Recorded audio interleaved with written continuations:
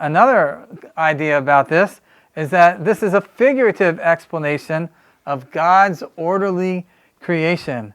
And so the times and the days are representative of periods of time to show the order and how God created the universe. And the times are not intended to be taken literal. And many very devout, faithful Christians who love God, who love the Bible, who are very good scholars, they present very good reasons why they believe this as well. Now, there's another whole sort of way of thinking about it, which is just saying that this is a poem. That this is an ancient Hebrew poem. It's intended to be read as poetry and is not intended to be taken literal. And there's good reason for that too, because of the structure, especially when you see the structure as it's written in Hebrew. I mean, there are so many different types of ways in which the number of 7 is used in this structure. It looks like a great poem. It's become very popular to talk about this fitting an ancient Hebrew poetic structure called a chiasm.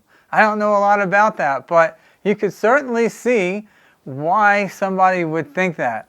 Or regardless of whether you think this is 6 literal days, or figurative, or a poem, whatever you think about this, the important thing is for us to realize that there are good reasons to believe each of these types of different things.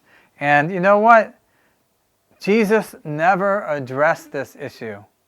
And that tells me that although it might be important, it's not so important that we should ever allow someone to stumble in their faith over people's dogmatic interpretations of the creation story. And it's not so important because remember, Jesus never talked about it, or at least it was never documented that he talked about it. So it's not so important that we should close our eyes to the opinions of others and allow ourselves to become divisive and disunified over what we think about this creation narrative.